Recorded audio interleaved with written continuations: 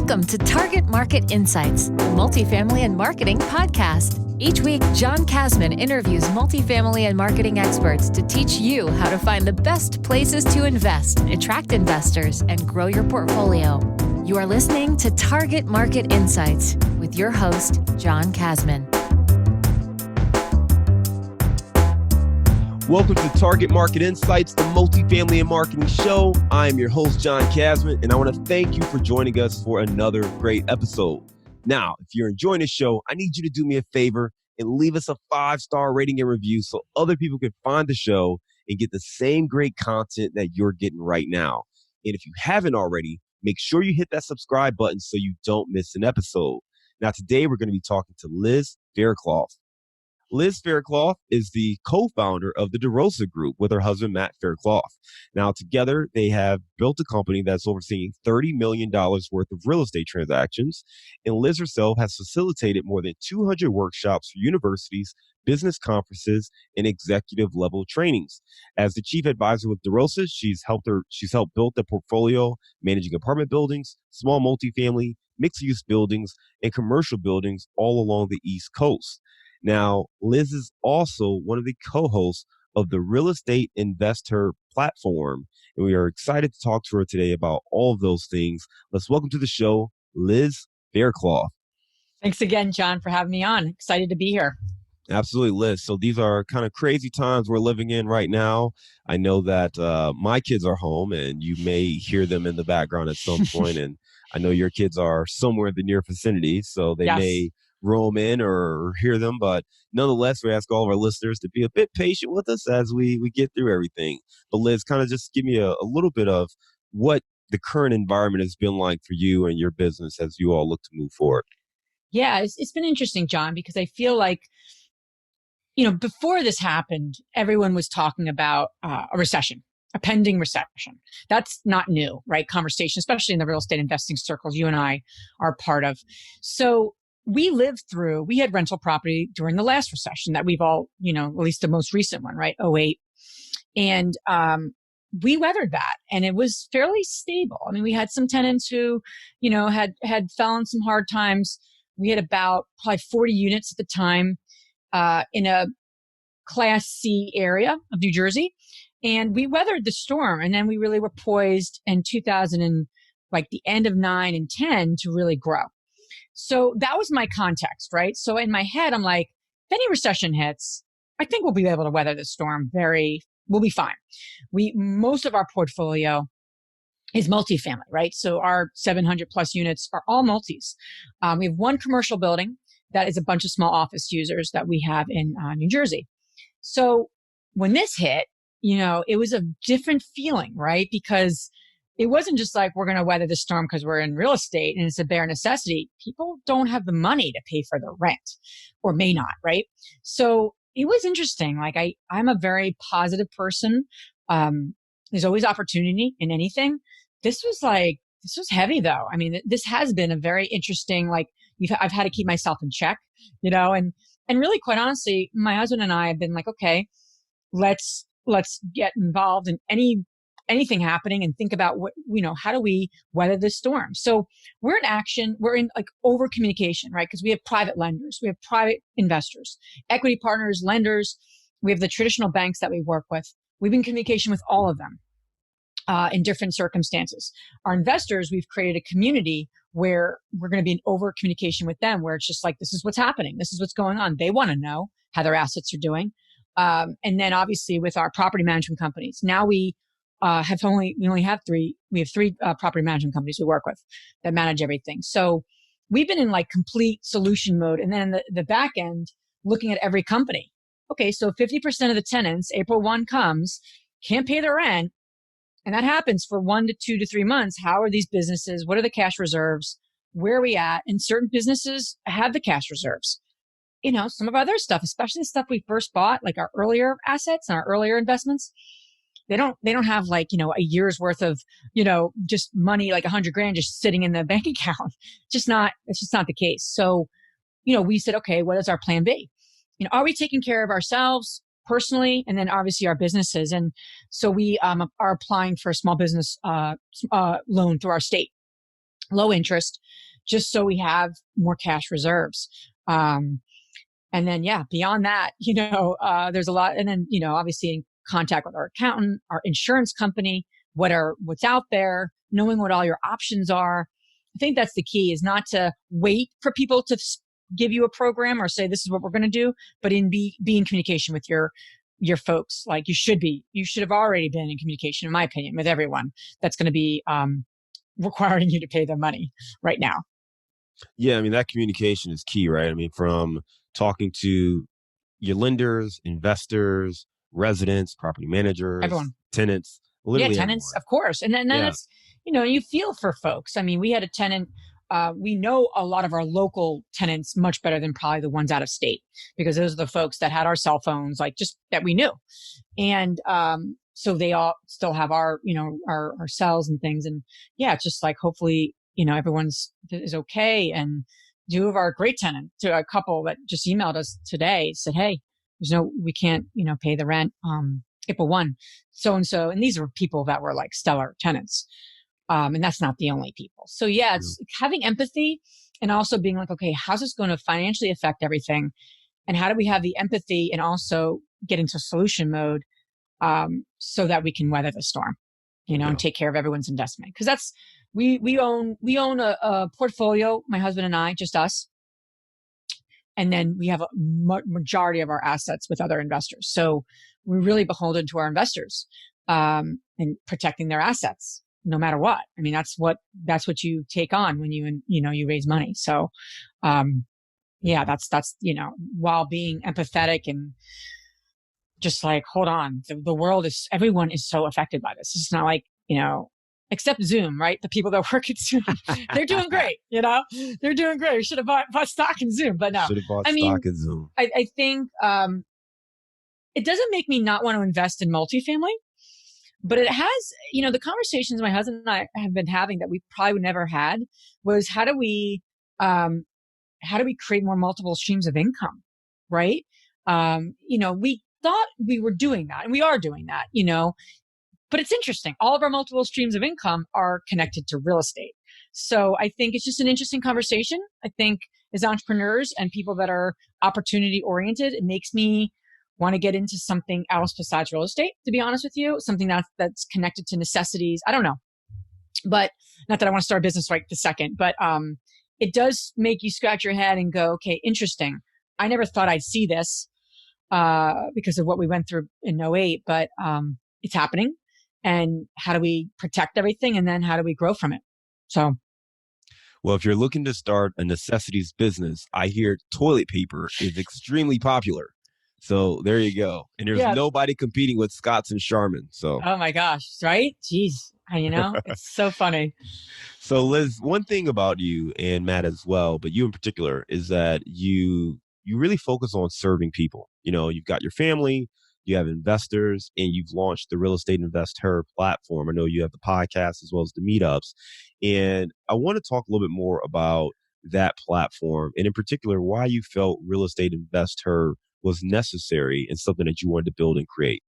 Sure. So at that point, my partner in this, Andresa, and I were actually doing deals together. So we had probably fixed and flipped about 6 properties at that point in the course of a year, 2 years together. Her and her husband, me and my husband came together, joint venture together. And so we were working together. And we were also part of a mastermind group of women. Free mastermind, monthly mastermind we just did with a group of women. So we'd be getting together a lot, talking about our projects, talking about different things as friends, as colleagues.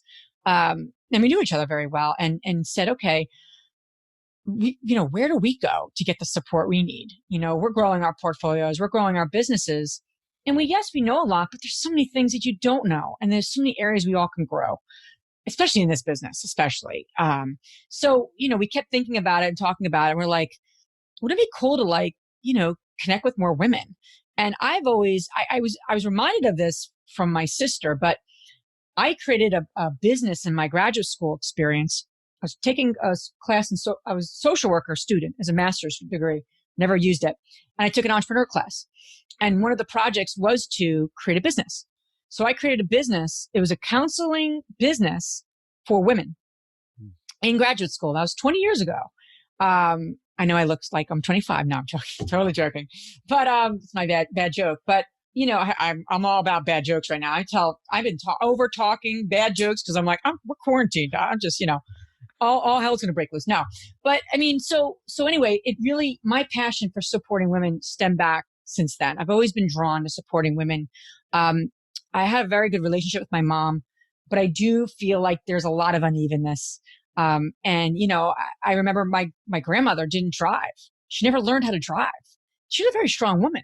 So again, all these things over time start to add up and go, I really want to support women. I'd love to give back and help women. And also selfishly, quite honestly, John, we create things that we want to be part of ourselves. So Andresa and I said, what do we want more of?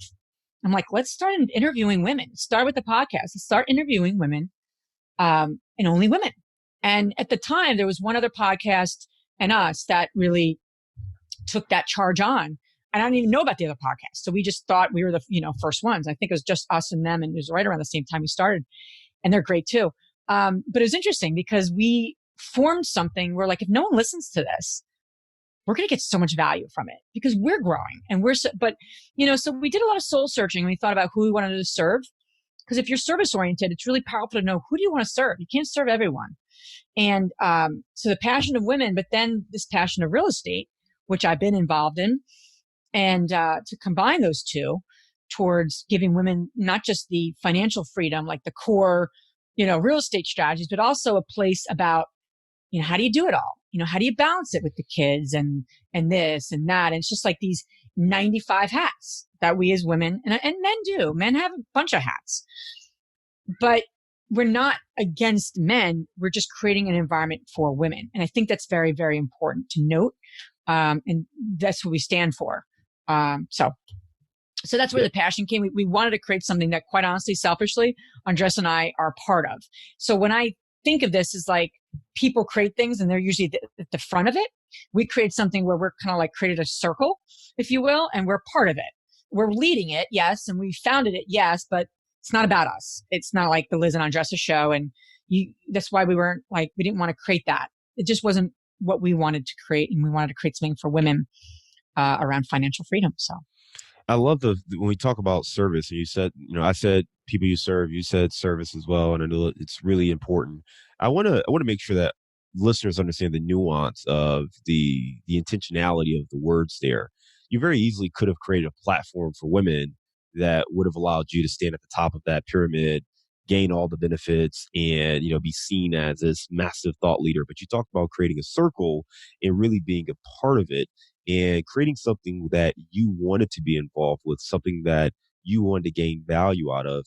And I think a mistake a lot of people make is they create something that will benefit them, but they don't really focus on how to benefit others and serving others. So they don't see the traction, or they don't see the results, or they're not patient enough to see that come to fruition because they're looking for a more immediate return. I think what you've built is really because, like you started off by saying, if no one listens, you're still going to get great value. And it really has to come from a mindset or a place of true service, because you're creating something very valuable and you're getting great value out of it. And if you're getting great value out of it, you can be extremely excited. That's going to come across. You're going to share that with others. When people do find it and they get that same kind of excitement, they get the same kind of knowledge or insights, they're going to be excited to share it. And that's a better way to grow organically versus just going through the steps. I see a lot of people, who are launching stuff right now, going through the steps, but they're not really that passionate about it. They're not really trying to serve people. And I think that comes through in the work. So I will just say for our listeners, if you're looking to do things, make sure you are focusing on serving an audience and why you are uniquely positioned to do that. So let's talk a little bit more about that, Liz. You mentioned some of the unique challenges that women face, women entrepreneurs, especially women real estate entrepreneurs face, that maybe is above and beyond what men real estate entrepreneurs face. Can you break that down a little bit more for me? Yeah, sure. I mean, so women are going to outlive men, just fact, right? Just from a longevity perspective. So if we're going to outlive men, statistically, we are going to need financial resources to, keep all the lights on and keep everything moving. Just that fact alone should motivate women, especially, to get more financially savvy, and more financially. And there's a lot of ways to do it. I know real estate obviously is the venue and is the avenue because that's what I've experienced in. It doesn't mean it's the only one. But yeah, I mean, so in terms of, really being able to create a space for women, you need to start to say, okay, what are the challenges? Too busy, financially, very conservative. Women, I don't know if this is a statistical thing, but women tend to be a little more conservative, a little more cautious. I'm more cautious than my husband. He's wanted to get into a bunch of random things. And I'm like, no. I say no more. I'm like the Debbie Downer, like, wah, wah. Like when I talk, it's like, wah, wah. And he's like, I got the greatest idea. Like he always got a great idea. My husband, every week he's got a new idea. No, it's kind of mean. I'm totally throwing him under the bus. But he does. I know that. He does. He has right? a new idea. And he has a lot of great ideas. He does. Right. Yeah. They're not all great ideas, but that's okay. But regardless, I think overall, so women are coming into this saying, okay, and a lot of the women we interviewed, John, have this business sense, have this entrepreneurial kind of spirit, and they've been working corporate, they have kids, and they're like, holy shit, I don't have any time to do anything else. I'm working 80 hours a week, can't even be with my kids at all. And I'm working this job that everyone needs stuff from me on. And I see a lot of women engineers, and it's interesting. So many engineers, so many women engineers are in this business. I think they have that technical financial sense as well, which is a phenomenal skill set to have in this business. But regardless, so you're faced with like some sort of familial situation, and it's causing women to say, I want flexibility. I want financial freedom so that I can spend the time I want with my elderly parents, with my kids, managing the household, playing tennis with my friends, whatever's important to you. I don't know what's important, but you need to know what's important to you. And I say, like, what is that lifestyle you want to create? So I'll just share our story to answer the question too, is that when we started the business, my husband quit his job. And I said, okay, let me continue working, in my corporate work. I was a consultant, and if you make nothing, we'll be okay. We can handle our bills. We had a house that I could have taken care of by myself. I didn't need anything from the business. And for many years, that was the case, John. I mean, we're learning this, we're learning that. You're trying to build a rental portfolio. You're not taking money, all those sort of things. It's not like, buy a property and now you're financially free. It doesn't work that way. I know some of the people would love it for it to be the case, but it doesn't work that way. I could tell you. So what ended up happening for us for 10 years, I kept, doing my consulting work. Then we got pregnant, 2013, and I had a choice. And I was at the top of my game with my work. I had tons of clients that I really had a great relationship with. I was all about service. I was like a service kind of consultant. I taught and consulted, and that's one of my strengths, one of the couple that I have. There's a lot of things I'm horrible at, but that's something I service my clients really well. I had really good relationships with them. I said, I could either continue traveling or now this is the time to break off. And that's what I think a lot of women are kind of faced with, John. They either need to continue the one road or they need to create a new lifestyle for themselves and say, what do I want that to look like?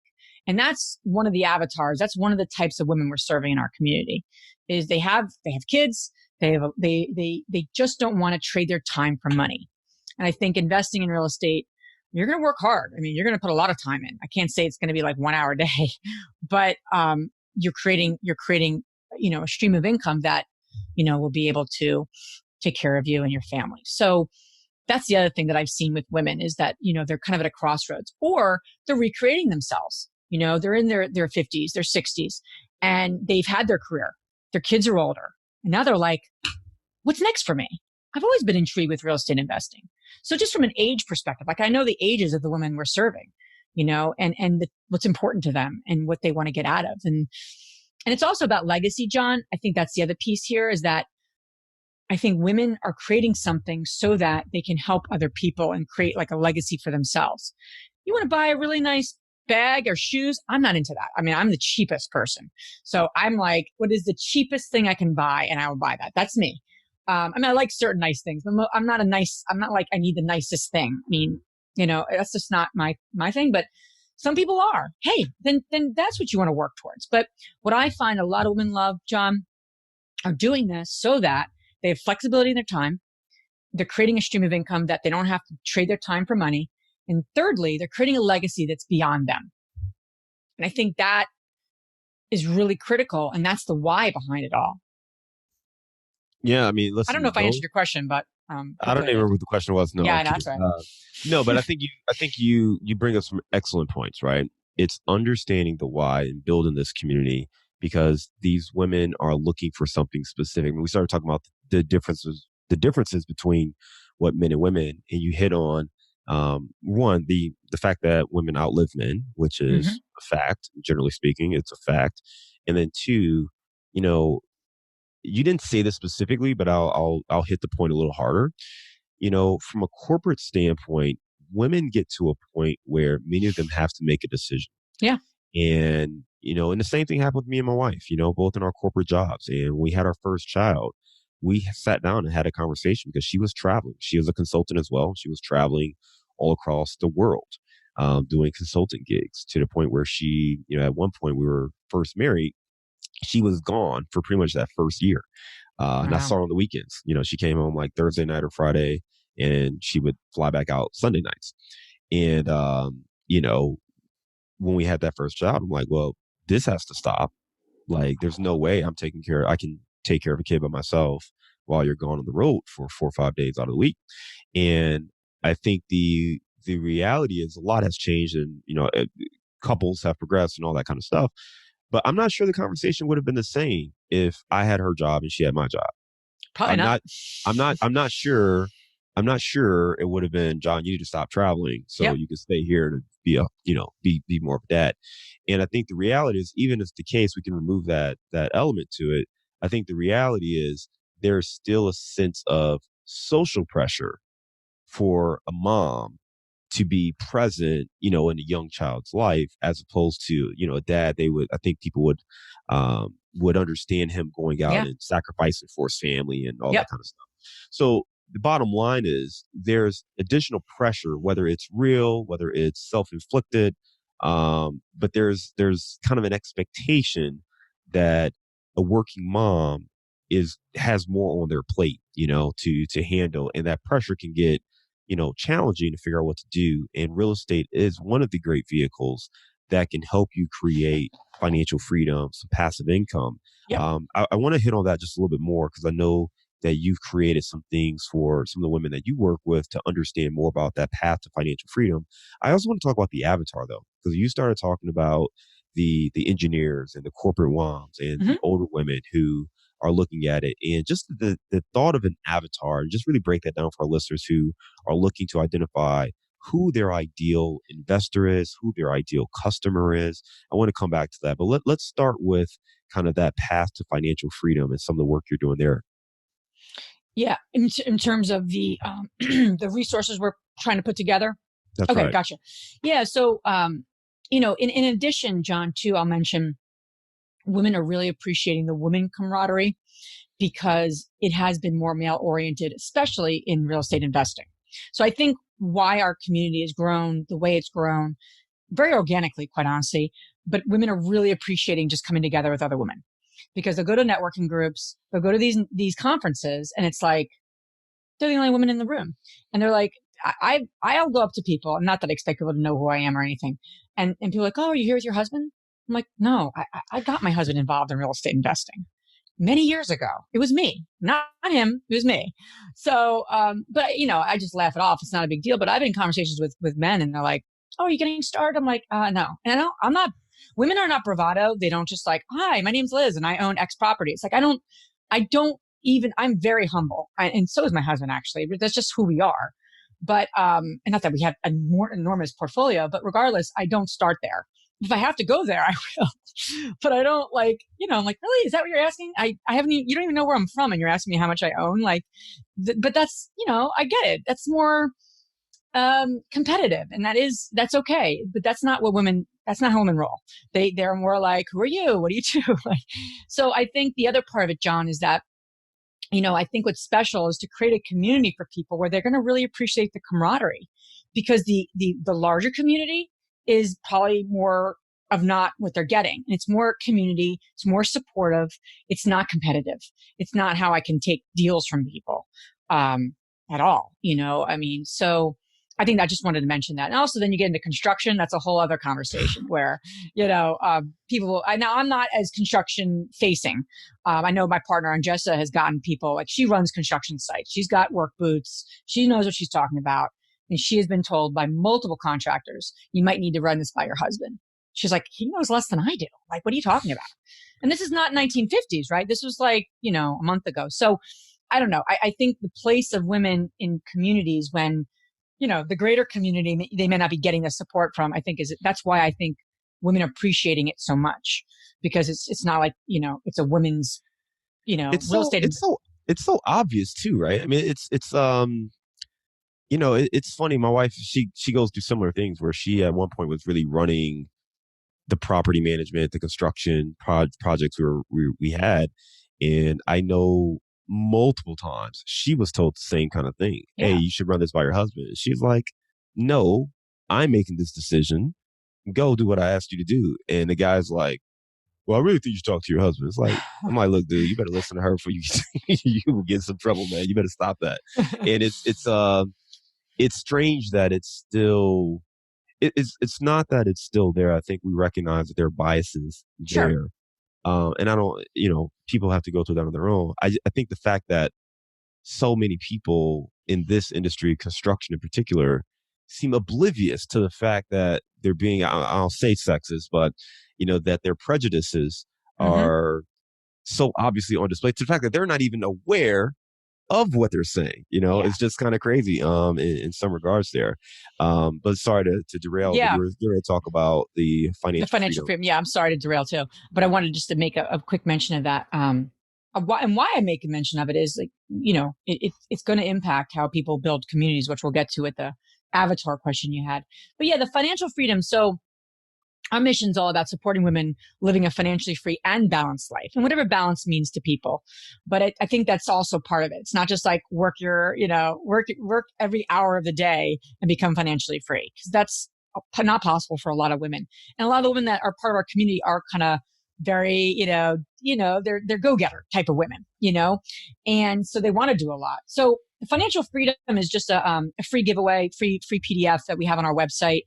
We'll put the link, I guess, in the show notes, but it's pretty much just the Real Estate InvestHER, HER, / financial freedom. But it's just like a free PDF that you'll get where it's like like a step by step.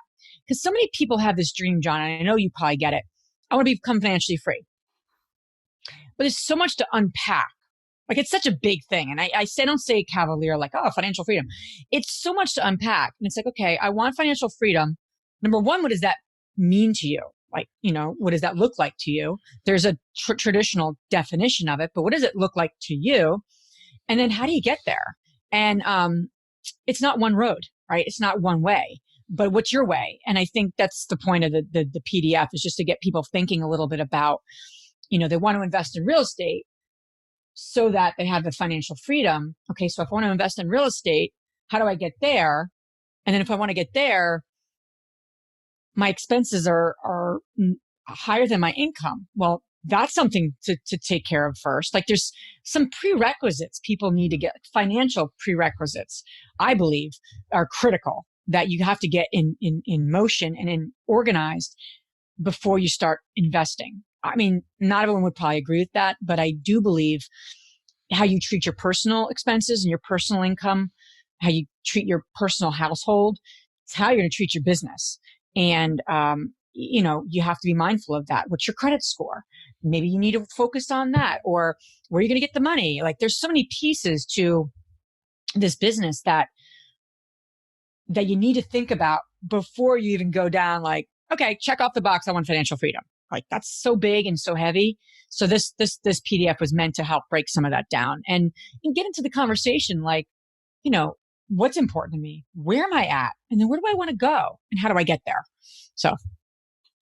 Yeah, I think as you break that down, that path to financial freedom, I love how you said, what does that look like for you, the individual? Because you can be financially free off of $2,000 a month. Yeah. Depending on the lifestyle you want to live. And for some people, you would need $15,000 a month or $20,000 a month. That's right. So it really does come down to understanding what you really want, what you really mean as you say that, and kind of creating that lifestyle. There's an author named James Clear who wrote the book Atomic Habits that I reference a lot. And he does a newsletter, and he wrote something that said, when it comes down to our habits and our goals, we will always fall to where our habits are. So you won't reach the goals that you set forth if your habits don't match kind of the work ethic and what's necessary to reach those goals. So that's one of those things where it's really important to understand what that path to financial freedom looks like. And as you say, getting your personal finances in order, because you need to have the right habits to create that path to financial freedom. So we'll definitely make sure we link to that free download on your website to Great. make sure listeners can get in touch with it.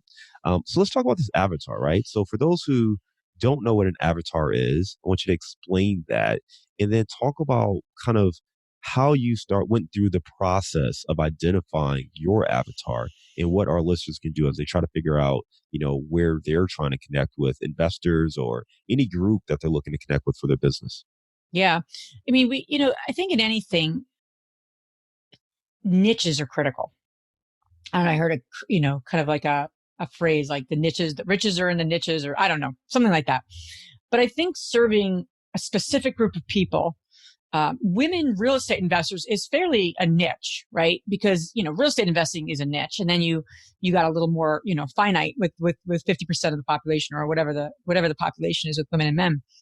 So we knew that we wanted to serve women, but even beyond that, we said, okay, who do we want to serve? Because you can serve brand new investors, right? People who have they know nothing about real estate investing. You can serve women who are, have a small portfolio looking to grow. You could serve women who are kind of maintaining their current portfolio. They don't need to buy anything else. They're good. But they're going to they need to maintain it. There's going to be things they need to restructure it. They need to constantly, we're always maintaining. Acquisition's one thing, but maintenance is a whole other ball of wax that no one talks about. That's just as important, or quite honestly, more important than the acquisition side. So we really wanted to create, okay, what does that look like, for us? And what do those women look like? And we said, okay, do we want to serve women who are brand new investors? And we said, we do.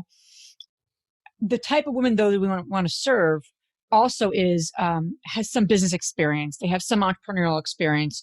They may not just be completely like super, I know nothing about real estate investing or business, and I want to jump in. And I'm not saying those folks can't be successful or women can't be successful. It's just not the woman we're serving. So then we say, okay, if that's the type of woman, what is their age? What does their socioeconomic look like? And you're just making it up, right? But you're like pretty much writing out a profile, right? To just understand this one. What are their challenges? What are their pain points? What can't they get to sleep around? What are they overwhelmed by? Overwhelm is a big thing for us because we're trying to reduce overwhelm, right? Because it's very easy to fall into overwhelm for all of us, but especially managing a bunch of different things. So that was the other thing that we said, John, like what is the biggest pain, the biggest struggles, the things that keep these women up at night. You got to figure that out. And if you're not one of them, we're our avatar, me and Andresa, in some ways. It probably certain ways, there's other women, but we can answer a lot of these questions because we're like, okay, we kind of are the women we're trying to attract. However, someone who is coming right out of corporate, doesn't have any rental property. We both have experience. So it's like you're getting into that mindset again, brand new. So it's just talking to folks. So socioeconomics of that person, of that type of person, the age, what they care about, what their challenges are. I mean, you should be able to know everything about them.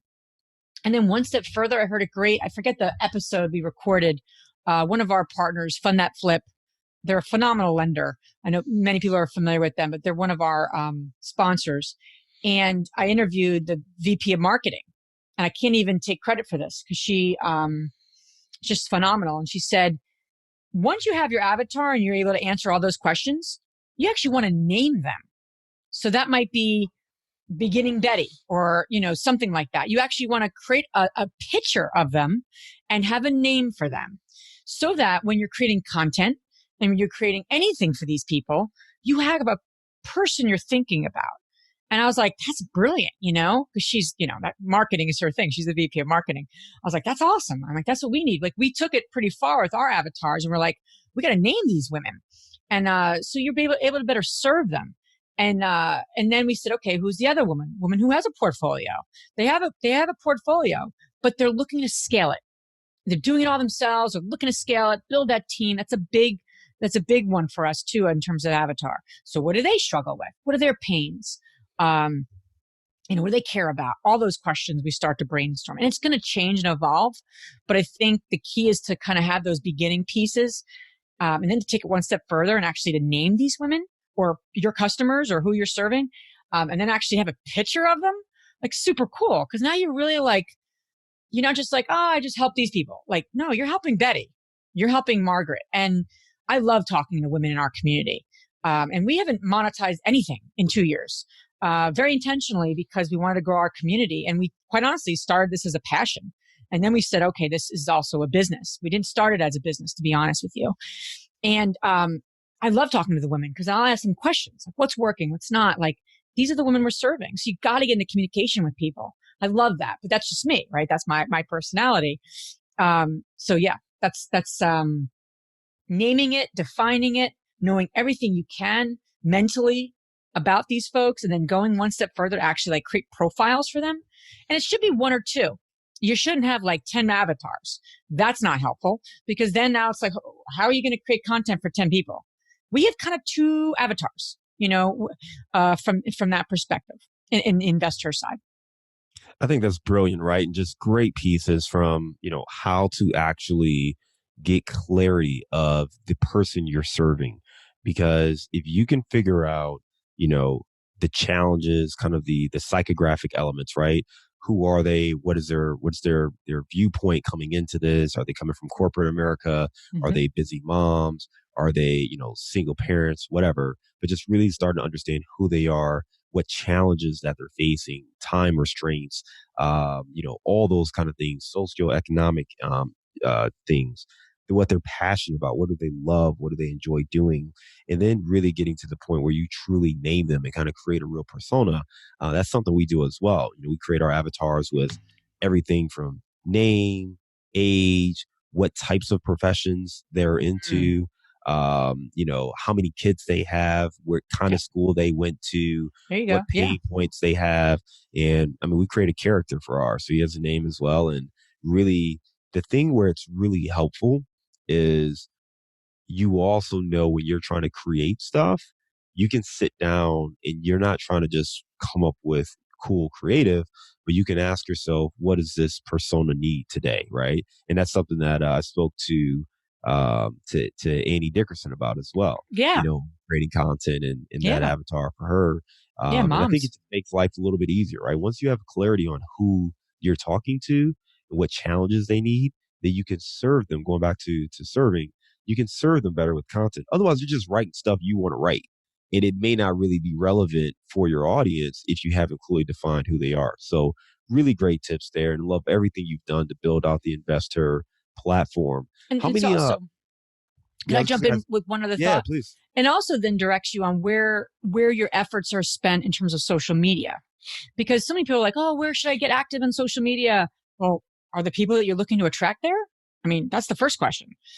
We all could spend all day literally just hanging out on Facebook, but like, is that who you're looking to serve? And are they there? And so it also helps from a marketing and getting the most bang for your buck with your energy. That's where it also helps, because you can, it gets so intense. Like for us, like on the real estate side, right? Private investors, we're looking to grow our investors, those kinds of things. LinkedIn is probably more of a place. They're corporate people. They're looking to diversify their income, right? Are they gonna be hanging out on Instagram and posting pictures of themselves? They might be, but that might be more like active investors, right? Doing flips and people that we can potentially network with. So knowing the different outlets, knowing your avatar will direct you to where to spend your energy from a social media perspective and from a thought leadership perspective as well, which is really helpful. Absolutely. You are so spot on there. And I think too many people don't really think through that last element and just post wherever they like posting. Yeah. But is your avatar there. That's a great way to look at it. Yeah. I want to transition to our bullseye round. Before I do that, though, I do want to ask you, the real estate investor, I know you guys also have meetups. How many meetup groups do you have right now going around the country? We have 24 meetups across the country, and we are always looking to open new chapters. So our goal is to, have a group in every state, and also obviously globally. We have one in Canada. And Nice. so yeah, we're growing really well. We were really growing, and now we're kind of in a holding pattern right now. We're doing a lot of virtual stuff, obviously, but there's something about, and we have a Facebook community of about 2,500 women that are just answering questions, supporting each other. I'm active. Andresa's active. What's really cool is like the key is like, where can you online and in person get connected? And obviously, the world we're in right now is in person is a little tough right now, but women want both.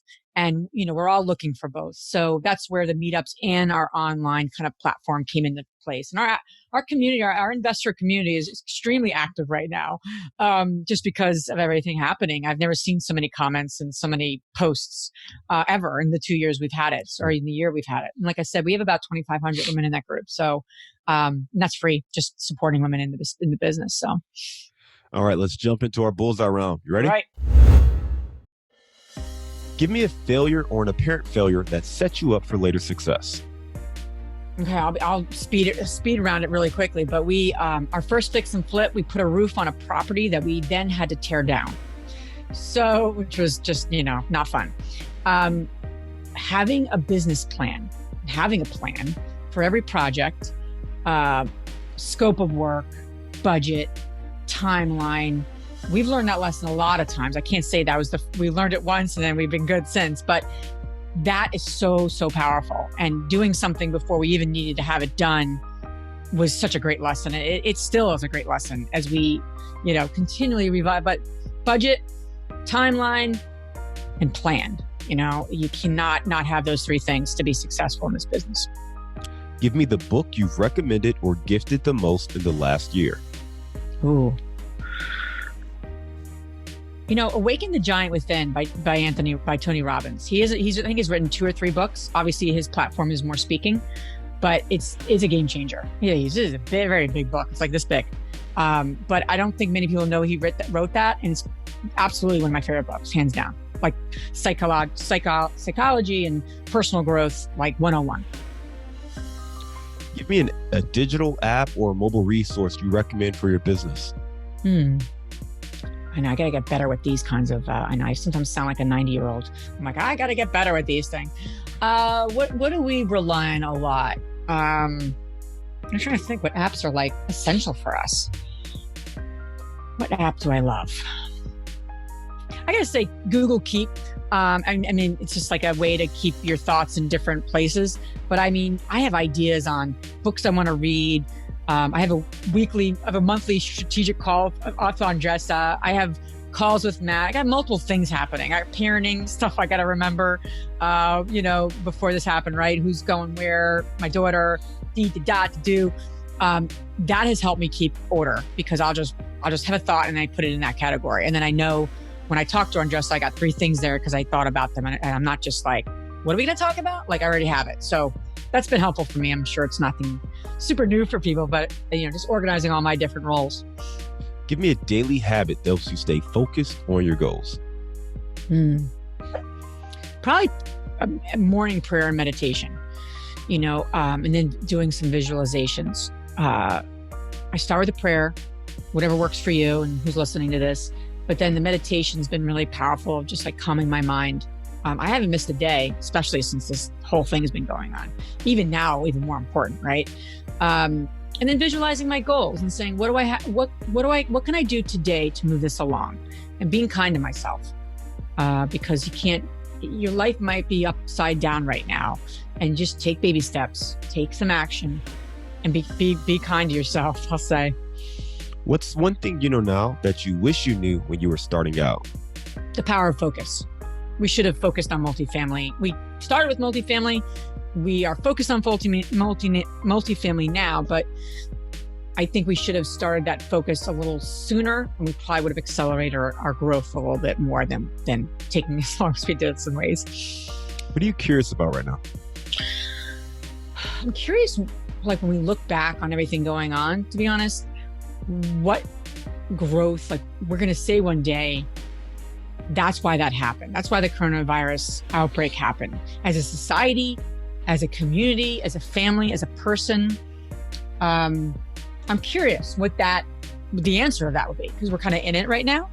But I'm curious because I do feel like when you look back on really the hardest things our society's been through, there's usually learnings and growth from it. I don't know what those are yet here, but I'm curious to see that unfold in the coming years. Give me the best place to grab a bite in your area.